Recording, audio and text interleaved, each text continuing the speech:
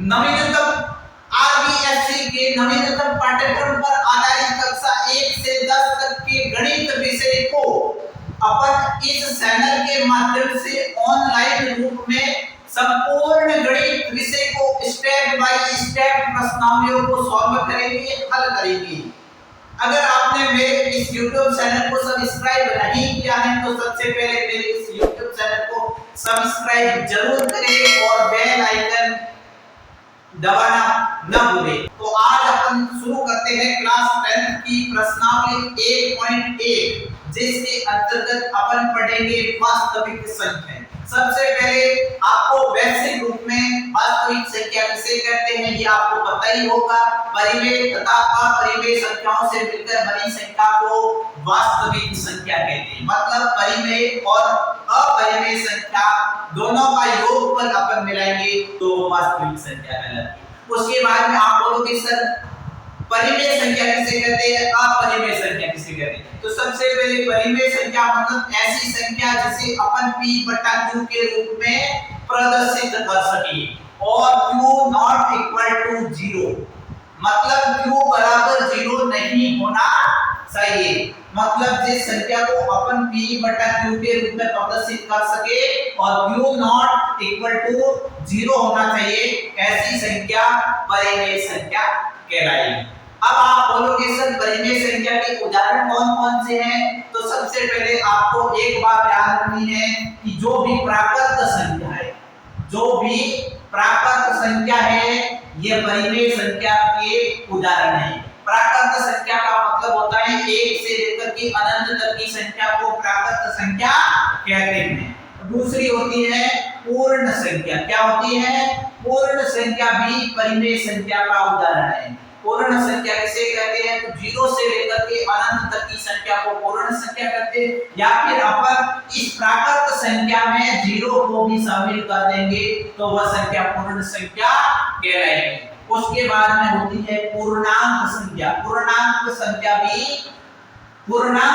भी परिमेय संख्या का उदाहरण है। तो इसमें क्या होगा? माइनस अनंत से लेकर के प्लस अनंत तक की संख्याओं को पूर्णांक संख्या कहते हैं।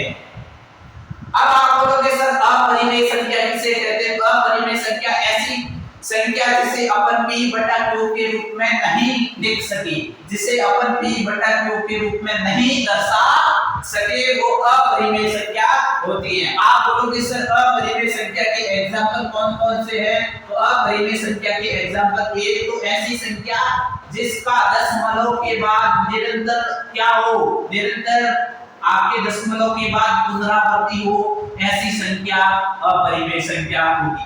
और ऐसी संख्या जो वर्गमूल के अंदर हो और पूर्ण वर्ग संख्या नहीं हो, जैसे अंडर रूट 5, अंडर रूट 22, ये सभी क्या है? ऐसी संख्याएं जो वर्गमूल के अंदर हो और पूर्ण वर्ग संख्या नहीं हो, वे सभी संख्याएं अपरिमेय संख्या के अंतर्गत आती हैं। और एक जो पाई है ना, ये अपरिमेय संख्या का उदाहरण है।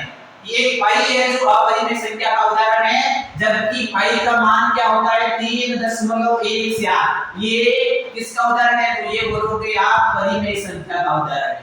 ये क्या है? परिमेय संख्या का उदाहरण है, लेकिन ये पाई है जो अपरिमेय संख्या का उदाहरण है। इस प्रकार अपन आज के इस कॉन्सेप्ट को शुरू करते हैं। सबसे पहले प्रश्न में आपको क्या पूछा है? निम्नलिखित संख्याओं को अभाज्य गुणनखंडों के गुणनफल के रूप में व्यक्त करो। सबसे पहले आपको क्या दे रखी है? भाज्य संख्याएं दे रखी है। सबसे पहले आपको भाज्य संख्याएं दे रखी है, उस भाज्य संख्याओं को अभाज्य गुणनखंड के रूप में या फिर अभाज्य संख्याओं के रूप में आपको प्रदर्शित करना है। मतलब इन संख्याओं को आपको अभाज्य संख्याओं में काटना है, मतलब इन संख्याओं को आपको अभाज्य संख्याओं में डिवाइड करना है, मतलब बांटना है। जैसे अपन 140 को ऐसी कौन सी संख्याएं ऐसी कौन सी अभाज्य संख्याओं से गुणा करवाए कि उसका मान भी 140 के समान होगा। तो सबसे पहले आप 140 का अभाज्य गुणनखंड करो। आपको पता ही होगा अभाज्य संख्याएं कौन-कौन सी होती है, तो आप बोलोगे सर अभाज्य संख्याएं कौन-कौन सी होती है, तो अभाज्य संख्या सबसे पहले कौन सी है, जैसे दो अभाज्य संख्या है, फिर 3 है, फिर 5 है, फिर 7 है, फिर 11 है, फिर 13 है, फिर 17 है, फिर 23 है, और इस प्रकार अनेक अभाज्य संख्याएं हैं। अब दो 140 में इनमें से ऐसी कौन सी संख्या का भाग जा रहा है, सबसे पहले आपको सबसे छोटी अभाज्य संख्या से स्टार्ट करना है। अगर 2 का भाग जाए तो 2 का भाग देना है, 2 का नहीं जाए तो भी 3 का भाग देना है, अगर 3 का भी 2 और 3 का नहीं जाए तो भी 5 का भाग देना है। तो अब अपन सबसे पहले 140 क्या है, सम संख्या है और सम संख्या में 2 का भाग जाता है, इसका मतलब 140 में 2 का भाग गया कितनी बार गया, 70 बार गया। अब क्या करना है, अब अपने पास 70 में भी 2 का भाग जाएगा, कितनी बार गया, आप बोलोगे सर 35 बार। अब क्या है, 35 एक विषम संख्या है और विषम संख्या में कभी भी 2 का भाग नहीं जाता है, विषम संख्या में कभी भी 2 का भाग नहीं जाता है। तो अब अपन इन दोनों संख्याओं का योग करेंगे, 3 + 5 कितने होते हैं, 8, और 8 में 3 का भाग नहीं जाता, इसका मतलब इस 35 में 3 का भाग भी नहीं है। अब 3 का नहीं जाएगा तो अपन 5 का लेंगे, तो 5 का भाग दिया कितनी बार गया, 7 बार। अब 7 स्वयं एक अभाज्य संख्या है, तो इसका मतलब 7 में 7 का भाग जाएगा 1 बार। इस प्रकार 140 की अभाज्य गुणनखंड क्या हुए, अगर अपन इन सभी अभाज्य संख्याओं का गुणा करेंगे तो उसका मान 140 के समान आएगा। इसका मतलब 2 गुणा 2 गुणा 5 गुणा 7। अब आपको पता होगा अगर अपन एक ही संख्या को बार-बार गुणा करते हैं तो उस संख्या को अपन घात रूप में भी व्यक्त कर सकते हैं। जैसे अपन ने 2 का गुणा 2 बार किया, इसका मतलब अपन 2 को 2 की घात 2 के रूप में भी दर्शा सकते हैं। तो अपन ने 2 का गुणा 2 से किया तो 2 की घात 2 हो गया, ठीक है। अब गुणा 5 गुणा 7, इसका राइट आंसर आ गया। आप इस प्रश्न का आंसर इतना भी लिख सकते हो और आप ये लिख करके भी इसको दर्शा सकते हो, ये पूरा भी लिख सकते हो, ठीक है। अब अपन लेते हैं दूसरा प्रश्न। दूसरे प्रश्न में आपको पूछा है 156 का अभाज्य गुणनखंड करना है। क्या करना है, 156 एक भाज्य संख्या है, इसको आपको अभाज्य संख्याओं में तोड़ना है। क्या करना है, अभाज्य संख्याओं में तोड़ना।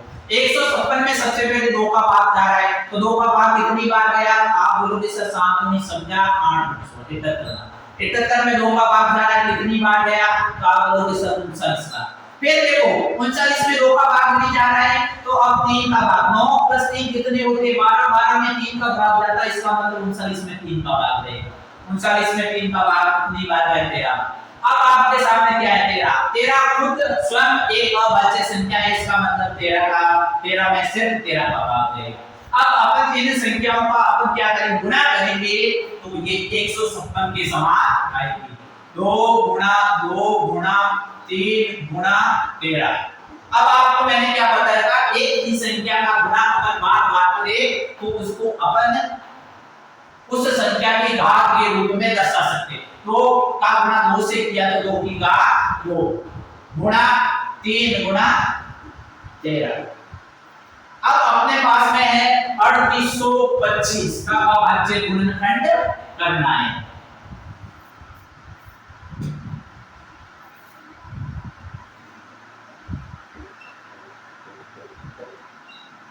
अब आपको पता ही होगा 3825 एक विषम संख्या है, विषम संख्या में कभी भी 2 का भाग नहीं जाता है। अब अपन 3 का भाग के लिए अपन क्या करेंगे, इन संख्याओं का योग करके अपन 3 का भाग देते हैं। 3 और 8 11 + 2 13 + 5 18, 18 में 3 का भाग जाता है, इसका मतलब इस संख्या में 3 का भाग पूरा पूरा जाएगा। तो अपन ने 3 का भाग दिया, 1 2 7 और 5। अब 1 + 2 3, 3 + 8 10, 5 15, 15 में भी 3 का भाग जाता है, इसका मतलब 3 का भाग जाएगा, 4 2 5। अब 4 2 6 6 प्लस 5 11 11 में 3 का भाग नहीं जाता, इसका मतलब 425 में 3 का भाग नहीं जाएगा। अब देखो इकाई का 5 है, इसका मतलब इसमें 5 का पूरा पूरा भाग जाएगा। 5 का भाग दिया तो कितनी बार गया? अब देखो 8 5 13 है, 13 में अब इसमें 5 का भाग जाएगा, कितनी बार गया?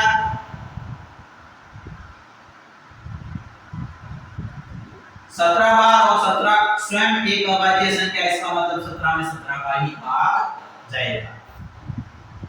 3 गुणा 3 गुणा 5 गुणा 5 गुणा 17, इसका मतलब देखो अपने पास 5 दो बार आया, इसका मतलब 3 भी दो बार आया है, तो 3 की घात 2 गुणा 5 की घात 2 गुणा 17, इसका अभाज्य गुणनखंड।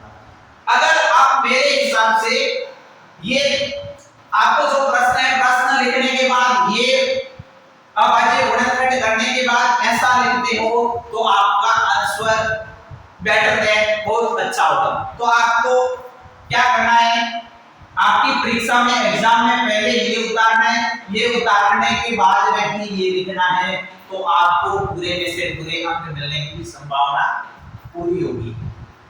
अब अपन लेते हैं, अपने सामने है 5005 का अभाज्य गुणनखंड करना है। अब इसमें देखो, इसमें 5 का भाग जा रहा है, अपन ने 5 का भाग दिया, कितनी बार गया? 1 फिर 0 0 1, इसका मतलब 1 जार 1 बार गया। अब इसमें किसका भाग जाएगा? इसमें 3 का जाता नहीं है, 5 का नहीं जाता है, 7 का भाग जाता है, इसका मतलब 7 एकम 7, 700 कटाई 7 रे 21, फिर 7 का भाग, अब 7 का भाग नहीं जा रहा है, 11 का भाग, हाँ 11 का भाग जा रहा है, 11 का 11 11 या 33, और फिर 13 स्वयं एक अभाज्य संख्या, इसका मतलब 13 का 13 में है। 5005 के अभाज्य गुणनखंड किए तो 5 गुणा 7 गुणा 11 गुणा 13, अब अपने पास है 7429, इसका अपन को अभाज्य गुणनखंड करना है।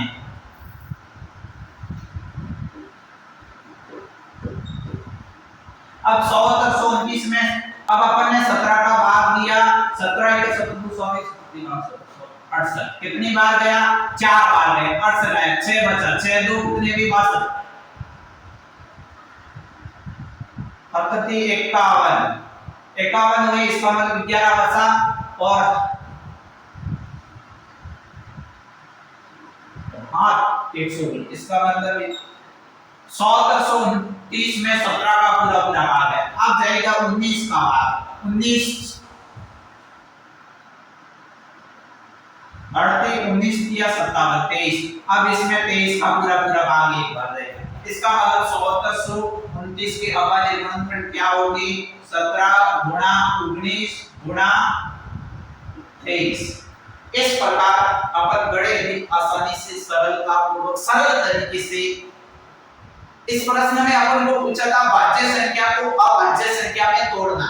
अपन ने भाज्य संख्या को अभाज्य संख्या में तोड़ा है, मतलब भाज्य संख्या की अभाज्य गुणनखंड की। अगर आपको मेरा ये पढ़ाने का तरीका, मेरा ये पढ़ाने का अंदाज अगर आपको अच्छा लगा है और अगर आपको पसंद आया है और अगर आपने मेरे इस YouTube चैनल को सब्सक्राइब नहीं किया है तो मेरे इस YouTube चैनल को अभी तुरंत सब्सक्राइब करें एवं बेल आइकन जरूर दबाएं और इस वीडियो को लाइक शेयर एंड अपनी प्रतिक्रिया कमेंट्स के माध्यम से जरूर प्रेषित करें। आपकी प्रतिक्रिया ही हमें और अच्छे तरीके से पढ़ाने के लिए मोटिवेट करेगी और अच्छे तरीके से पढ़ाने के लिए प्रेरित करेगी। आपके कमेंट्स के माध्यम से ही हमें पता चलेगा कि हमें अपनी शिक्षण तकनीक में और कौन-कौन से सुधार करने चाहिए और कौन-कौन से संशोधन करने चाहिए ताकि हमारी शिक्षण विधि आपको अच्छी लगे, आपको पसंद आए। तो इस वीडियो को लाइक और शेयर तो करना ही करना, उसके साथ में अपनी प्रतिक्रिया कमेंट्स के माध्यम से जरूर प्रेषित करना। आज का वीडियो लंबा ज्यादा हो गया, इसीलिए अपन इस प्रश्नावली का प्रश्न संख्या 2 कल सॉल्व करेंगे। मिलते हैं कल एक नए वीडियो मतलब इस प्रश्नावली के प्रश्न नंबर 2 के साथ। तब तक के लिए धन्यवाद, bye bye, take care, Ram Ram. स्वस्थ रहे, मस्त रहे एंड अपने काम में व्यस्त रहे। आपको अपनी पढ़ाई को निरंतर रूप से जारी रखना है क्योंकि आपकी बोर्ड क्लास है। आपकी बोर्ड क्लास में आपको अपनी पढ़ाई को कतई हल्के में नहीं लेना है। आपको शानदार तरीके से रेगुलरली, अगर आप रेगुलर तरीके से पढ़ाई करते रहेंगे तो आपके जरूर आप बहुत अच्छे अंक प्राप्त करेंगे, जरूर आप अपने विद्यालय को टॉप करेंगे। तो मिलते हैं कल नेक्स्ट वीडियो में, तब तक के लिए धन्यवाद, bye bye, take care, Ram Ram.